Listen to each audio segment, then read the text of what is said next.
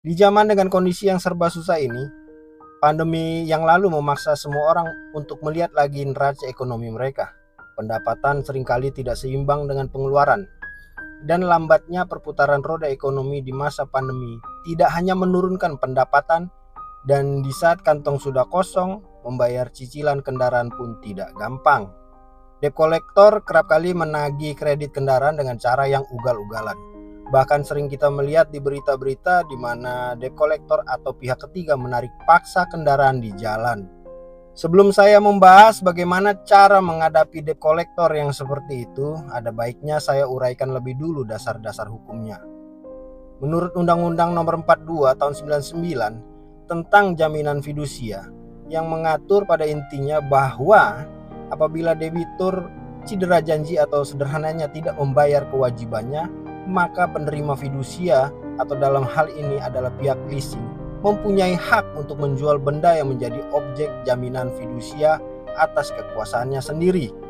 Kemudian muncul perbedaan penafsiran atas pasal 15 ayat 2 Undang-Undang Nomor 42 Tahun 99 terkait dengan proses eksekusi atau penarikan jaminan fidusia berupa kendaraan bermotor, khususnya apabila kredit bermasalah. Sebagian menafsirkan bahwa proses penarikan kendaraan bermotor haruslah lewat pengadilan, namun sebagian lagi menganggap bahwa berdasarkan wewenang yang diberikan oleh undang-undang, maka pihak leasing dapat melakukan penarikannya sendiri atas pihak. Dan hal inilah yang kemudian terjadi di masyarakat, yaitu penarikan paksa kendaraan bermotor oleh debt collector.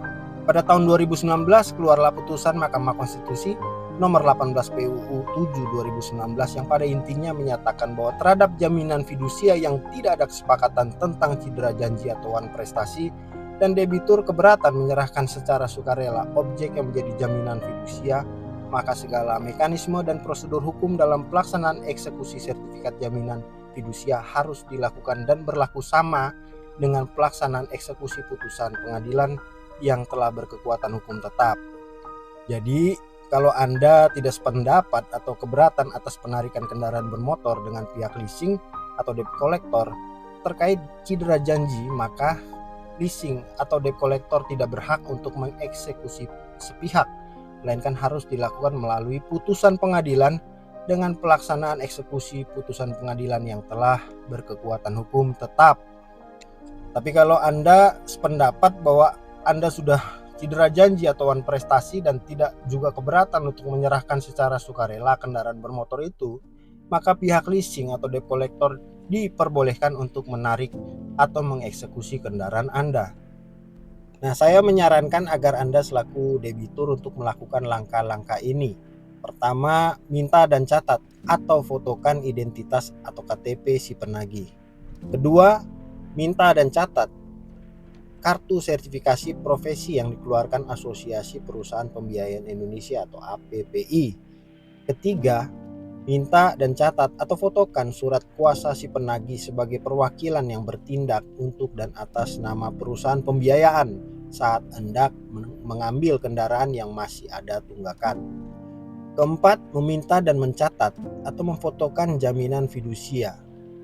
Karena berdasarkan pasal 3 Peraturan Menteri Keuangan Republik Indonesia Nomor 130 PMK 010/2012 tentang pendaftaran jaminan fidusia bagi perusahaan pembiayaan yang melakukan pembiayaan konsumen untuk kendaraan bermotor dengan pembebanan jaminan fidusia, disebutkan bahwa perusahaan pembiayaan dilarang melakukan penarikan benda jaminan fidusia berupa kendaraan bermotor apabila kantor pendaftaran fidusia belum menerbitkan sertifikat jaminan fidusia dan menyerahkan kepada perusahaan pembiayaan. Nah, keempat hal tersebut berguna sebagai bukti bagi Anda untuk melakukan langkah-langkah hukum. Lalu langkah-langkah hukum apa yang bisa ditempuh ketika debt collector atau leasing atau kreditur tetap nekat melakukan eksekusi dan menarik paksa kendaraan bermotor Anda? Langkah-langkah hukum yang dapat Anda tempuh adalah: 1. Melaporkan perbuatan tersebut ke polisi atas dasar pasal 368 KUHP.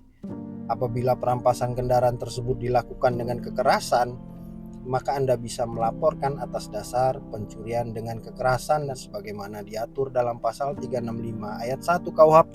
Selain itu, Anda juga bisa menggugat dan meminta ganti kerugian yang Anda alami kepada perusahaan pembiayaan tersebut atas dasar perbuatan melawan hukum sebagaimana diatur dalam pasal 1365 KUH Perdata yang berbunyi, tiap perbuatan yang melanggar hukum dan membawa kerugian kepada orang lain mewajibkan orang yang menimbulkan kerugian itu karena kesalahannya untuk menggantikan kerugian tersebut. Sebagai contoh kasus yang memiliki kesamaan adalah kasus gugatan nasabah Victoria Sylvia Beltini terhadap Bank Standard Chartered. Kasus bermula saat warga Bekasi itu mendapat ringkasan kredit tanpa agunan pada tanggal 1 Maret 2004 untuk pinjaman 19 juta rupiah dengan angsuran 870.000 per bulan selama 36 kali pembayaran.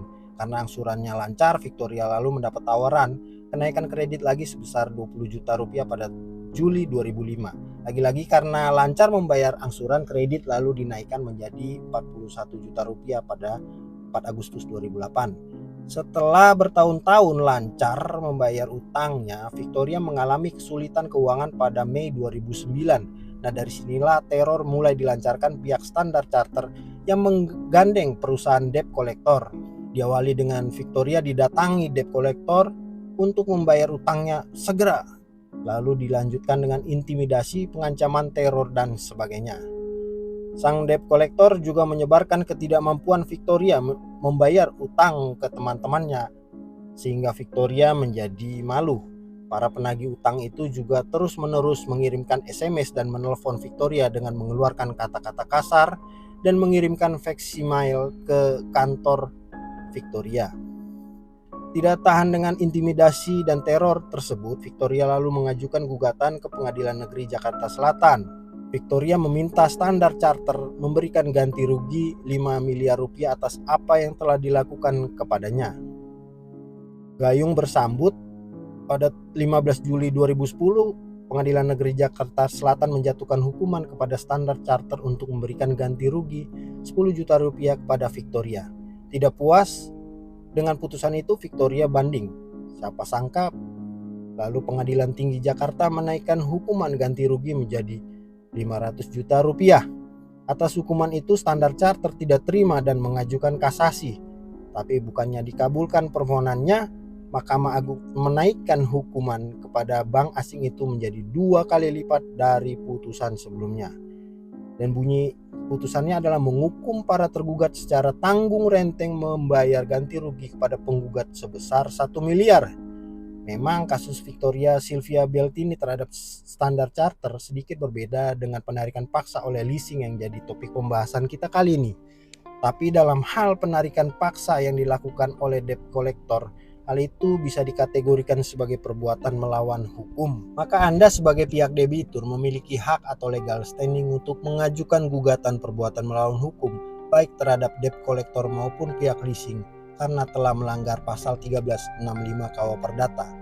Kan lumayan ya, utang gak seberapa diganti uang 1 miliar.